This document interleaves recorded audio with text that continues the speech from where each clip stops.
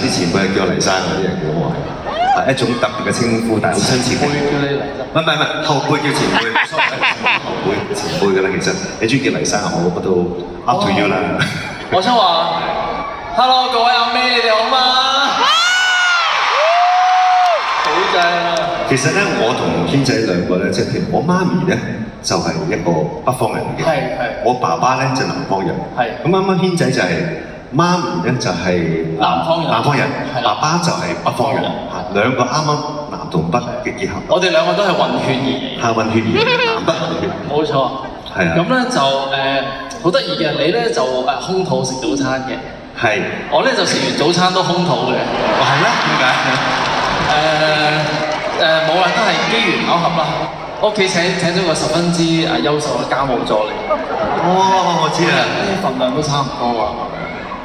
我哋真係可以練到。所以上次我哋食飯嗰陣時候，我咪食得好多咯，一人食咗2份咯。係。有時真係可以練到成個人嗰個 EQ 喎。係啊。我今晚咧好開心啊喺度，我咧冇諗過，我真係冇諗過可以企喺裏面嘅台度啊！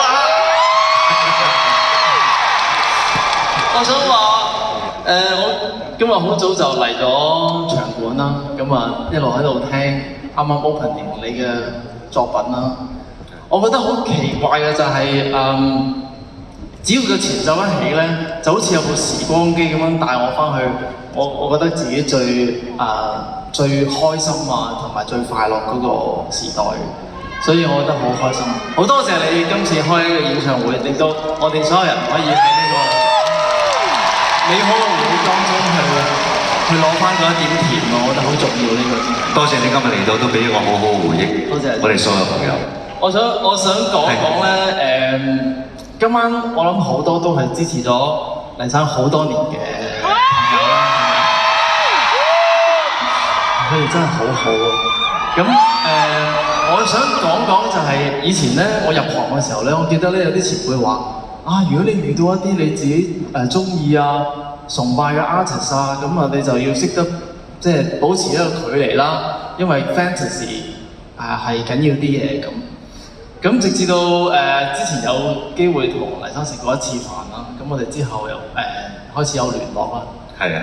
咁我就終於印證咗我入行，即係我由2002年入行到而家為止，我成日都會聽到，只要你一聽喺行內一聽到有人提到黎明呢2個字，大家就會話佢真係好人。多謝晒，真係黎生係一個係我見過嘅即係相處過嘅樂壇嘅前輩當中最體貼嘅，真係唔識講啊！我同佢講我一路同佢嘅稱呼咧，我都係黎生咁佢話唔使啊，你叫我 Leon 得㗎啦咁。咁我心諗一嗌 Leon 就想講自己係阿 May 㗎啦嘛，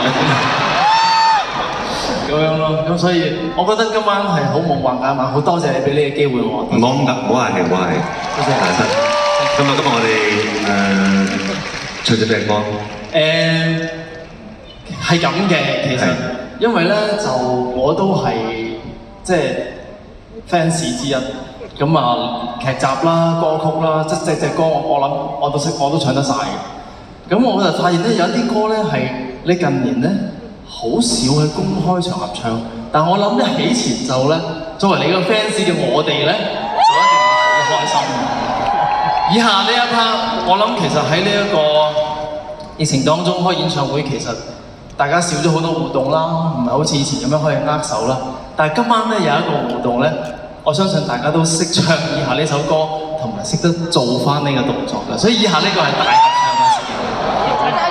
OK。咁我就圓夢啦，我想今晚喺呢度同你一齊合唱呢一首嘅經典名曲，我哋請聽前奏。